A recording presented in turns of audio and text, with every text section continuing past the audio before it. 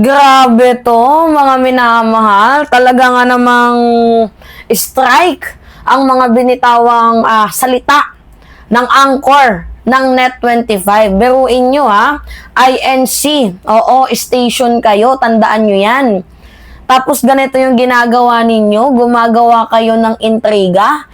Pinapalala pa ninyo ang gulo na instead sana kayo yung nagsisimula ng pagkaayos-ayos, hindi ng pagkabuklod-buklod. Bakit ganito yung lumalabas sa mga bibig ninyo? Na para bang nagiging clickbait kayo or gumagawa na din kayo ng fake news?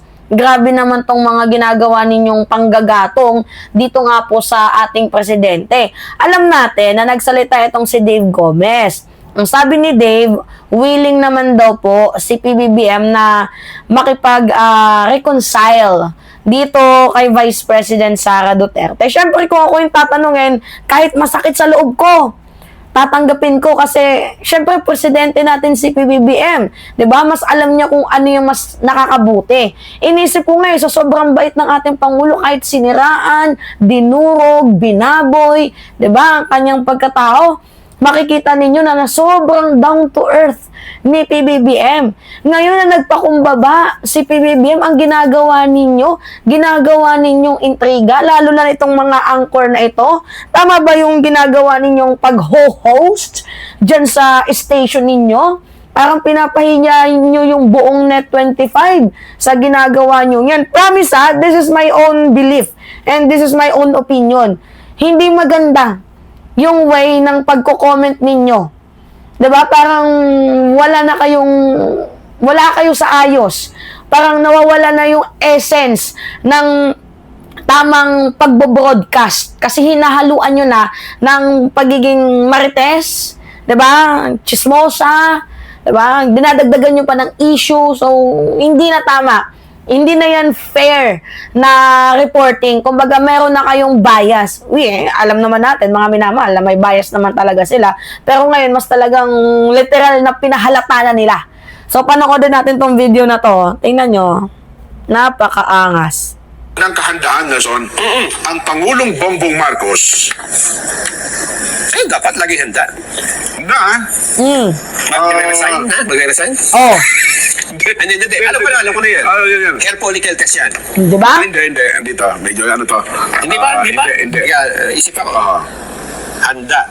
Nakahanda na po ang Pangulong Bongbong Marcos. Handa. Para sa Handa. Medianoche. Ano handa? Ano ba yan? Doon daw tayo kumain sa kanila sa may handaan So, Pero nakakagulat yan. Ay, nako, mabibigla ka. Parang dati ay hindi mo maiisip na sasabihin niya yan. Yes. Nakahanda na po siyang makipag-usap. Kay Amy Marcos yan. Matagal na sila nag-uusap. Sayang ate. Oo. Hindi pa Hindi rin. Mali na yan. Kay BP, kay Sara Duterte. Di ba? Kita ninyo? Unang pumasok sa isip nila, nakahanda na. Actually, meron naman silang hinahawakang script Di ba? Meron silang papel na hinahawakan. So, basically, alam na nila. Di ba? Kung ano yung mga nandyan sa ulat. Di ba? Kung ano yung mga iuulat nila. Medyo ginagawa lang nilang napaka-exaggerated. Diba? Hindi naman kayo ata vloggers, diba? Na para magkomento ng ganyan. Kayo po ay isang parte ng media organization na kung saan meron kayong influence sa mga kababayan na ganyan yung tamang way ng pagbo-broadcast. Pero sa ginagawa ninyo, parang nagiging vlogger na lang kayo. Wala ba kayong pinag-aralan na etiquettes? Strike to kung ako yung tatanungin, kasi yung ginagawa nilang intriga, hindi na yan fair sa ating presidente. Ano naman, kung magpakumbaba si PBBM, ano naman, kung makipag-reconcile siya kay Sara Duterte, kung ang iniisip lang naman ng ating presidente ay para sa kapakanan ng taong bayan, then bakit hindi? Ayaw nyo ba ng pagkakaisa? Ayaw nyo ba ng pagkakasundo? Yung pinopromote ninyo, hatred, ganun ba yon? Yung pinopromote ninyo, yung biases ninyo, ganun ba? Dapat? Ay, mali na to. Hindi na to tama. Alam nyo, ina-idolize ko itong dalawang taong to dati. Pero sa ginagawa nila, diba, sunod-sunod na parang nagiging mimosang marites na sila. Parang, medyo ano na eh, medyo off na. Parang di na to tama eh. 'Di ba? Tapos pag kinall out kayo, kayo pa yung galit. 'Di ba? Pag may vloggers na nag-content sa inyo, kayo pa tong gustong manakit na parang kala nyo, inapi kayo ng sobra-sobra. 'Di ba? Nagigets ninyo yung punto, mga minamahal. Eh, kayo din naman yung gumagawa ng sariling ikaka-intriga ninyo for the views. Ganon ba? Ay. Tapos, may narinig ako, nagsabi ng, bakit pa makikipag-reconcile si Sara Duterte? Damage has already done. Ano ba yung ginawang damage ni PBBM na tinutukoy ninyo? Damage ba yung sa tingin ninyong paghuli kay former President Duterte? Yun ba yung damage na sinasabi ninyo? Yung pagka-impeach ni VP Sara Duterte, yan ba yung sinasabi ninyong damage na wala naman diyang kinalaman? Si PBBM.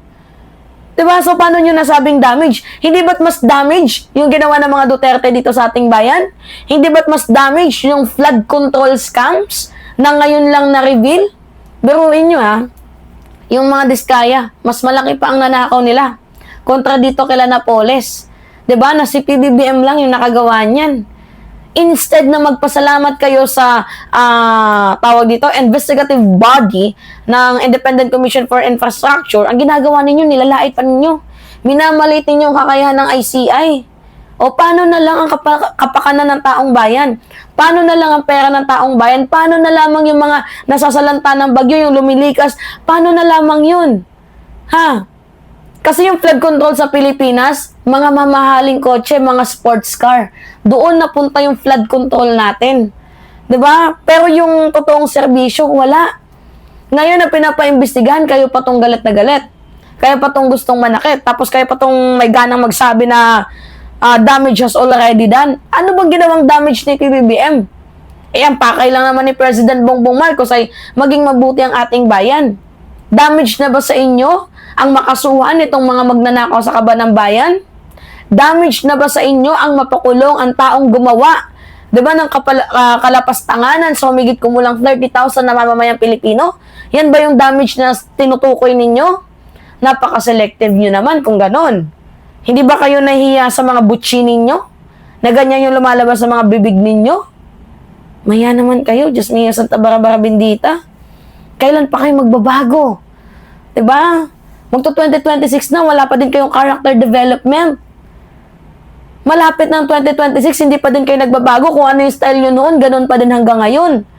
Yung traditional kinds of politics na intriga, paninira, ganun pa din kayo. Na-stuck kayo sa panahon ng kopong-kopong. Aray mo. Diba, mga minamahal? Hindi talaga nag-iisip tong ano na to, tong mga broadcaster na to. Tapos pag na-call out, sila pa yung galit. Sila pa yung gustong manakit. Tama ba yun? Diyos mio. Alright, mga minamahal, kayo, ano masasabi ninyo? Yeah. Anyway, Alicia nyo, nagbabalik muli para sa ating panibagong video. So, pahingi lang ako, mga minamahal, ng comments, likes, and share. And also, don't forget to click the subscribe and lagi nyo pong i-hit ang notification bell para lagi kayong na-update sa mga video na ina-upload natin. At sa mga team replay, maraming salamat sa, walang sawang pagsuporta po dito sa ating munting channel. Pasensya na kung ngayon lamang po ako nakapag-upload ng vlogs. Gawa nga po ng kanina nasa Christmas party tayo. Tingnan nyo, naka-red pa si Mima, oh. Pakita natin yung outfit ko sa inyo. Shit, diba? Diba? Naka-red tayo. Alright. BBM. Diba? So, yun lamang po at ingat, mga kababayan.